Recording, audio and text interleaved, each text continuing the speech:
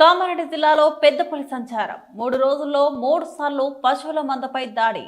తాజాగా దోమకొండ మండలం అంబర్పేట గ్రామ శివారులోని వ్యవసాయ క్షేత్రంలోని కట్టేసి ఉన్న దూడపై పెద్ద పులి దాడి. భయాందోళనలో గ్రామస్తులు, సమీప గ్రామస్తుల ప్రజలు. పెద్ద పులి కోసం బోన్ ఏర్పాటు చేయాలంటూ డిమాండ్ చేసిన గ్రామస్తులు ట్రాకింగ్ కెమెరాలు ఏర్పాటు చేసి పెద్ద పులి జాడ కోసం ఫారెస్ట్ అధికారులు గాలింపు. ప్రజలు అప్రమత్తంగా ఉండాలంటున్న అటవీ శాఖ అధికారులు. Okay madam. 14వ రోజు మనకి సుమారు మధ్యాహ్నం 1 గంటకి మనకి ఇన్ఫర్మేషన్ వచ్చిందని ఒక రైతు దూడ ఒకటి చనిపోయింది అని.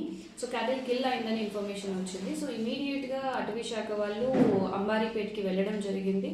మొత్తం బృందం కూడా చుట్టుపక్కల ఉన్న ఇండైరెక్ట్ ఎవిడెన్సెస్ దేనివల్ల ఆ దూడ చనిపోయి ఉంటుంది అన్నది ఆనవాళ్ళు సేకరించడం స్టార్ట్ చేశాము. అండ్ ఇమీడియట్గా మనకి చుట్టుపక్కల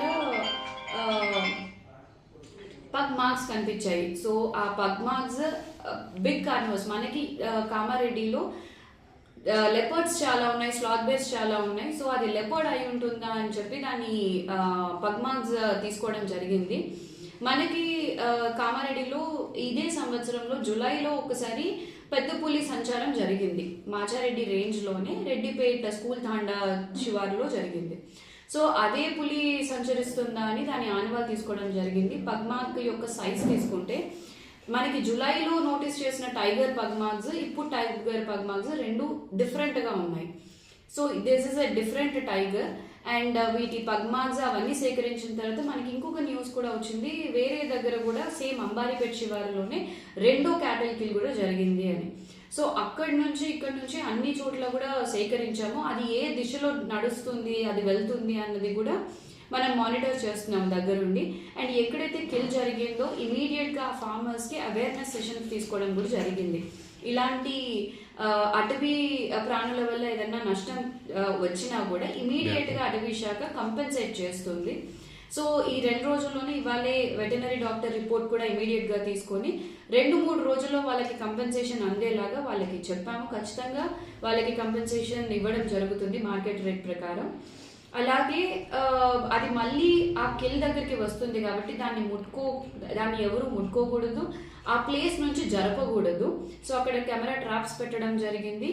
మీ ద్వారా అందరికీ తెలియాల్సింది ఏంటి అంటే చుట్టుపక్కల ఉన్న వాళ్ళందరూ అప్రమత్తంగా ఉండాలి. ఒకటి, మనిషి అనేది టైగర్ యొక్క ప్రే బేస్ కాదు. సో ఇమీడియట్గా వచ్చి మనిషిని చంపాలి అని అనుకోదు, అన్లెస్ అని అంటే మనం థ్రెట్ అవుతే తప్పించి. సో అందరం జాగ్రత్తగా ఉండడం అవసరం. ఇన్నేళ్ల తర్వాత అటవీ శాఖ వాళ్ళ అన్నీ కూడా ఏవైతే మనం వాటర్ సోర్సెస్ క్రియేట్ చేయడం, వాటి హ్యాబిటెట్ ఇంప్రూవ్మెంట్ చేయడం, ఇవన్నీ కూడా చాలా పాజిటివ్ రిజల్ట్స్ చూపిస్తున్నాయి. కాబట్టి మన దగ్గరికి టైగర్ మూవ్మెంట్ ఇవన్నీ కూడా ఉన్నాయి. So this is a good news. And అలాగే మన మీద రెస్పాన్సిబిలిటీ కూడా పెరిగింది. అందరం కూడా దాన్ని సేఫ్గా మన దగ్గర ఉండేలాగా చూసుకోవడం అండ్ దాని నుంచి ఎవరికి నష్టం జరగకుండా చూసుకోవడం, ఈ 2 కూడా మన బాధ్యతలు. దాంతోపాటు పెద్ద మల్లారెడ్డిలో కూడా క్యాటిల్ కిల్ జరిగిందని ఇన్ఫర్మేషన్ మేడం, అది ఎంతవరకు వస్తుంది? ట్రేసింగ్ కూడా చేయడం జరిగింది. ఇది లాస్ట్ మనకి సైట్ అయింది ఇందన్పల్లి, మంచిర్యాల గోదావరి ఆ బార్డర్లో. సో దాని తర్వాత మనకి కిందికి కామారెడ్డికి రావడం జరిగింది. ఏజ్ ఎంత ఉంటుంది మేడం? ఏజ్ స్పష్టంగా చెప్పలేమండి. డెఫినెట్గా ఆ పగ్మార్క్ సైజ్ని బట్టి మేల్ టైగర్ అని అనుకుంటున్నాం. అంటే గత 20 సంవత్సరాల నుంచి ఎప్పుడు కూడా టైగర్ మన జిల్లాలో సంచరించలేదు. ఇప్పుడు రీజన్ ఏంటంటే ఈ మధ్య కాలం సంచరించడానికి? ఒకటండి, పాజిటివ్గా మంచి వాటర్ సోర్సెస్ గత 4 సంవత్సరాల నుంచి కూడా మనం అనేక వాటర్ సోర్సెస్ క్రియేట్ చేయడం జరిగింది. న్యాచురల్ సోర్సెస్, ఆర్టిఫిషియల్ పీటీస్ కానివ్వండి, చెక్ డ్యామ్స్ కానివ్వండి. ఒకటి, ఏ అడవి జంతువుకైనా 3 చాలా ఇంపార్టెంట్. ఒకటి, ఫుడ్ ఉండాలి, ప్రే బేస్, వాటర్ ఉండాలి, అండ్ 3వది దానికి మంచి హ్యాబిటెట్ ఉండాలి. సో ఈ 3 కూడా మన దగ్గర మంచి ఇంప్రూవ్మెంట్స్ జరిగాయి అని అనుకోవచ్చు. ఇంతకుముందు టైగర్స్ లేకపోవడానికి, ఇప్పుడు అవి వచ్చి సెటిల్ అవ్వడానికి.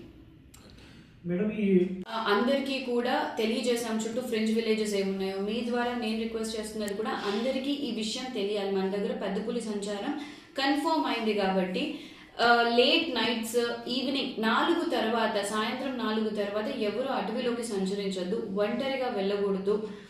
ఇప్పుడు వింటర్ సీజన్ కాబట్టి కొంచెం లేట్గానే వెళ్ళండి. 8 తర్వాతనే అటవీ చుట్టుపక్కల ఉన్న పొలాల్లోకి కానీ ఎవరు వెళ్ళినా ఒంటరిగా వెళ్ళకండి. అండ్ ఎటువంటి సైటింగ్ జరిగినా ఎవరికి కనిపించినా ఇమీడియట్గా మా దృష్టికి తీసుకొని రండి. ఇలాంటి కిల్ ఏమైనా జరిగితే దాన్ని జరపొద్దు, పాయిజన్ చేయొద్దు. చట్టరీత్యా ఇది చాలా పెద్ద నేరం అవుతుంది, జైలు శిక్ష కూడా పడుతుంది. ప్రజెంట్ టైగర్ ఎక్కడుంది అన్నట్టు మీరు ప్రస్తుతానికి నిన్ననే కిల్ జరిగింది కాబట్టి సుమారుగా 4-5 రోజులు అది ఆ కిల్ చుట్టే ఉంటుంది, అది పూర్తిగా తినేంత వరకు. సో అంబారిపేటలోనే అది ఉండాలి. ఫ్రింజ్ విలేజెస్లోకి వచ్చే అవకాశం ఉంటుంది. ఎందుకంటే అంతకుముందు రెడ్డిపేట స్కూల్ తాండా దగ్గర మనకి డెన్స్ ఫారెస్ట్ ఉంది, ఇప్పుడు ఉన్నది చాలా స్పేస్ ఫారెస్ట్. సో ఎటువంటి మనం రాంగ్ స్టెప్ తీసుకున్నా కూడా అన్ఫార్చునేట్ ఇన్సిడెంట్స్ అవాయిడ్ చేయడానికి వీఆర్ క్లోజ్లీ మానిటరింగ్. యానిమల్ ఎప్పుడు కేజ్ ట్రాప్ ఎప్పుడు పెడతామంటే హ్యూమన్ యానిమల్ కాన్ఫ్లిక్ట్ వచ్చినప్పుడు, అది దేనికన్నా థ్రెట్ ఉన్నప్పుడు. సో యాజ్ ఆఫ్ నౌ అలాంటి ఇన్సిడెంట్స్ ఏమీ అవ్వలేదు.